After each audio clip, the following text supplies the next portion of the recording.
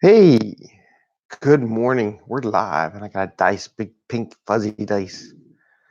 Got this from my daughter when we went to Vegas. Remember that one? Going to Utah. Anyway, saw this thing. It's all about today. So, good morning. It's 5 a.m. Mester Scrum. Hope everybody is doing well. It is Friday, so we're gonna do Fortune Cookie Friday. Also, we'll see how that goes.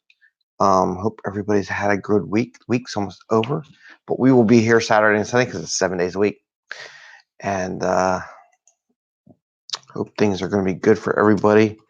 For those overseas, you get ready for the weekend. So I hope your Friday went well today.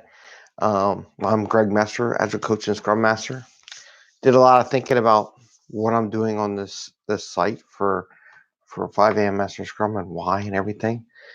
Part of the reason why I was going on TikTok yesterday and just checking it out, see how that social media product is operating, always looking at the new things, what's coming down, and seeing what was out there. So maybe I'll get to do some stuff this weekend. But thinking about why, and one of the big reasons I'm just heading out to here as I get ready to do my little ad piece or whatever. I'm doing this. I want you all to have a good, happy workplace and go home with your families and enjoy life. That's why I'm doing it.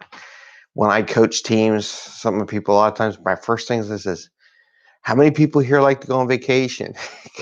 and this is, so then why are you creating an environment which you can never go on vacation because you're the only one in the backlog and you're the one, the bottleneck, and you can't go away and you're working 80 hours a week and all that stuff. So my goal typically when I coach teams is allow people to go home and have fun. Why am I sharing this with everybody? Because I'm just sharing my ideas on how to help you organize your thoughts, organize your work. So you can go home and enjoy your families, have fun, whatever. Because I'm telling you, this is what I believe. When the workforce is happy and you're getting stuff done, the company is making money. That's it. That's how you make money. Your happy workforce, they make good code, they enjoy what they do, they overproduce, they get really high performance. They're happy. They go home, you get what you want. The customer gets what they want, customer gets a happy product. Customer gets a bad product when your employees are unhappy because they don't produce a very good product.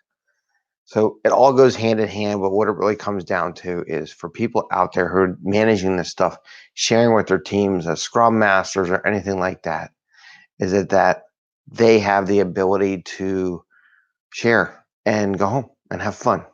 So I do this thing to have fun. You can be with your families, but that's kind of why we do it. But we're here to talk about Scrum and Agile and not so much why I do this and get to the heart of some of this stuff. So we're going to talk about a couple things. I'm going to talk about Moscow again. I have another chart. I did post up on my LinkedIn page uh, a little graphic I have. And this is show 81, by the way, for the people on podcasting. I forgot to say what show it was yesterday. So today is 81. So we're going to talk about that and how what work to pick. So again, all this is about work, like not doing stuff that's not needed, right? You should only be working on stuff that brings money into the corporation or to your company or to your business and to your own pocket. Everybody wants a raise, but you don't get a raise for doing the same amount of work. You get a raise when you bring more revenue into the company. It's just the way it works. Or how is the company going to pay you? Because they base it on what they currently make. But there's other things too. But that's the gist. If you have your own company, if you're a small business, the only way you as a small business get a raise is if you bring more revenue into the company. That's how it works. So we're going to talk about Moscow a little bit. Then we're going to talk about capacity planning. And one of the things I noticed is everybody in the books, they say capacity is one thing. And I'll be honest with you, I think capacity is 1, 2, 3, 4, 5 things in capacity planning, different levels, different places throughout the timeline. And people gravitate, oh, capacity is this. And they, no, it's more than that. It's your capacity. The reason why we talk about capacity, so you go home, right? How much work can you really get done? What are you promising? Don't overcommit. If you notice in my videos, there is a trend in all this stuff, right? every time I look at it. So we're gonna get going. So Moscow. I talked yesterday about Moscow, right? And let me see. Can I do it this way? Let me move over a little bit. I'm gonna move my chair, and I'm just gonna change the focus. There we go. We got that. So we have Moscow. Got my little whiteboard. I pre-drew a little bit of the board. We have Moscow. M, little O, big S, big C, little O, big W. Must have, should have, could have, would have, right? Or wish. So on my blog post that I put out there for everybody, put that there like that. I have a grid. Sometimes grids are good. They express some different things. The top I put customer. Okay, this is the customer at the top of the grid. It's a box with 4 squares for the podcast. On the left hand side, I put ROI, return on investment. Okay, now in the very top left hand side of the corner, I have existing customer for the top grid. And all the way on the right hand says new customer. So the time is what's an existing customer, some new kind of quasi new, and then brand new customer. Okay. Then on the left hand side, I have it set up this way: immediate money, immediate ROI, big dollar sign. This is like the sweet spot. So the top left corner is the sweet spot. That's where your company's making money, and it's not as hard of work to make the money. The middle area here is like a future intake. Okay, so that's like, I'm not making it like this sprint or this month or this quarter, but maybe I'm making it next quarter. So when I do the work I do now, next quarter, I should generate revenue or something like that. So it's a near future. And at the very bottom is a low probability of making money. You're just doing sample tests. You have no idea whether or not it's going to work, but it's something that's a future potential revenue item, okay? So, and there's a reason why we do this, and the reason why I have the dice, and I was showing earlier for those podcast people, I have a little pink fuzzy dice here that I had gotten from my daughter. But what we do is not about rolling the dice and chance. What we do should be about thinking about what we want to do first and not just going off and doing it and maybe it'll work. So when you got business people coming in, oh, can we change this? Can we tweak this?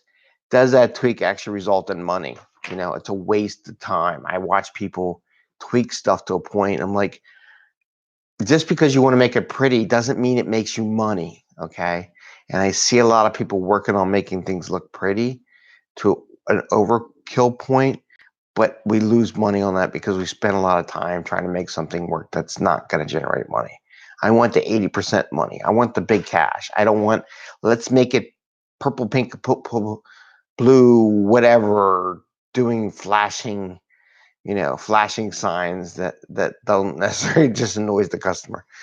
So anyway, back to Moscow. So here between immediate and future in the top left-hand box, I put the must-have. So stuff in there sits in that block, okay? I put a dollar sign here between existing and new right towards the center, but higher on immediate. That's the immediate thing's going to make us money. It's like a new product, right? Or we know if we enter a market, like if I go put stuff on TikTok, will that generate viewers right away into what we're doing? So maybe that's what that square is, right? Then I have here should have. This is the should have. Should have is more towards future people, existing customers. So that's more like, is it going to make us money now? Maybe not, but maybe next quarter, right? But we should have it because we just need to do it, and it saves us some money. Maybe this is like that's our should have. So that's a tech to bring in revenue. Saving money is right below that line, still in the left side quadrant, so between immediate ROI and future, just above future, but not the low level. So saving us money is like,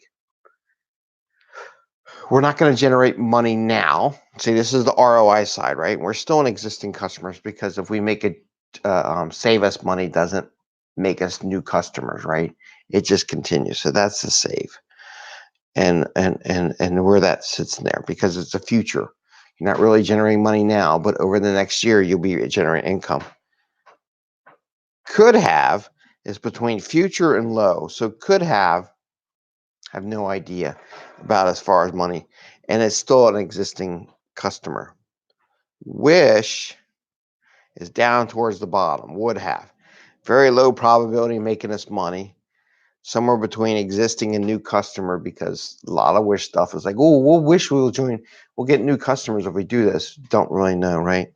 And then new customers way over here, the far bottom right quadrant. It's a future potential money maker. However, it's new and exists more towards a new.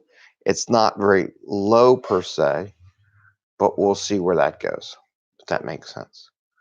So those are things to do for the Moscow. But I just wanted to show that to you. I have a blog post on it on the site, more about it, things like that. Now we're at the 11-minute mark, and I just want to make sure we don't overdo it, right? Maybe I'll do capacity planning tomorrow. So I just wanted to show the Moscow chart, just how I do it. You got to look at where you're burning money. Are you up in this top left-hand quadrant? Are you in the bottom left-hand quadrant? Or are you in the right-hand quadrant? And you ought to be realistic of what you're working on whether or not that's bringing you money. But I'll just set up for tomorrow, though, because I want you all to think about capacity planning, because I want to talk about this more. But capacity planning, so I got my whiteboard, just cleaned it off. Capacity planning. A lot of people, it's like, how many hours do you have available, like in a day or a week? You start with 40 hours and you calculate down based on meetings if you're capacity. I would say capacity plan is a little bit of both. So you use that, it's like per day, okay, per sprint, and I would say and the sprint is two kind of things. One is vacation planning, like if you were going to take your hours or days, or we said the 40 hours, or you have 10 days, right?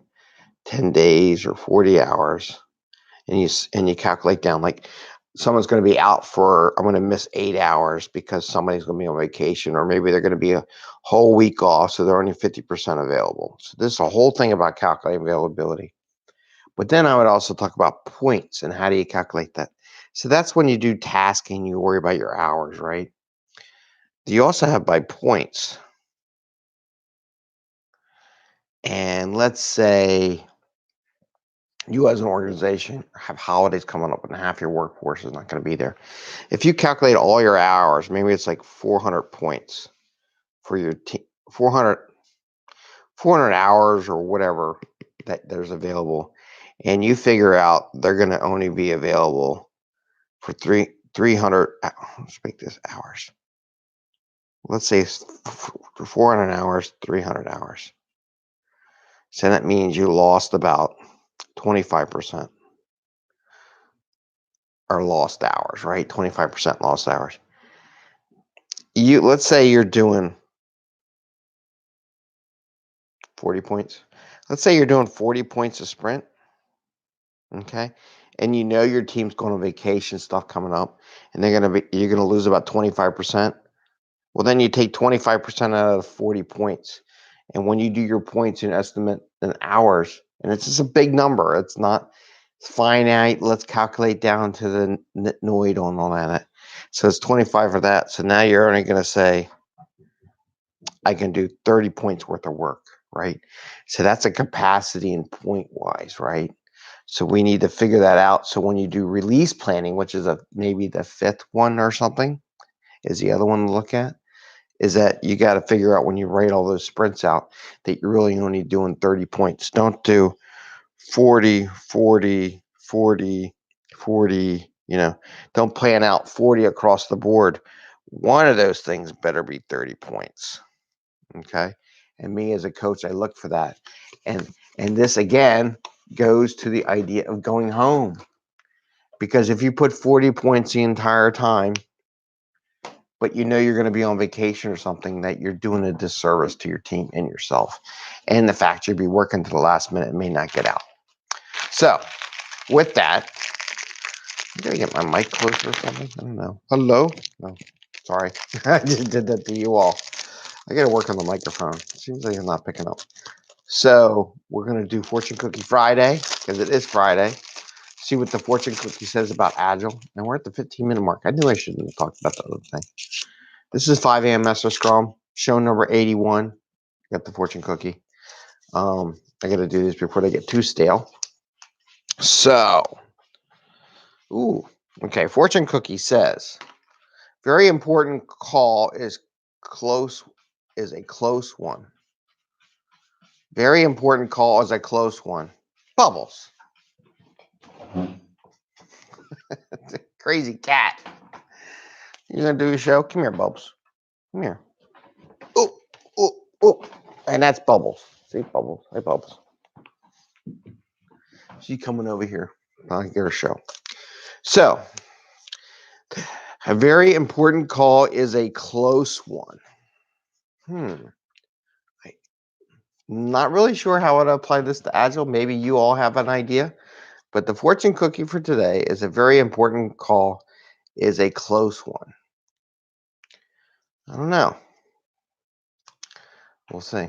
I think it's like a very important call. It's important if it's, I don't know. I have no idea. It's Friday. Anyway, I'll let you all go. You all have a great Friday. Happy scrumming. Don't forget, plan for having fun, and then work with your team. Maybe introduce their Friday. Say, hey, tell us what you had fun, and let's plan for more fun later on. I think this weekend we're doing some apple picking. So anyway, sounds a great thing. You have a great day. Enjoy. Happy scrumming. Please like and subscribe. Tell your friends about 5am Mester Scrum, and maybe we'll see more stuff that comes out every week. Take care. Bye. Take care. The end.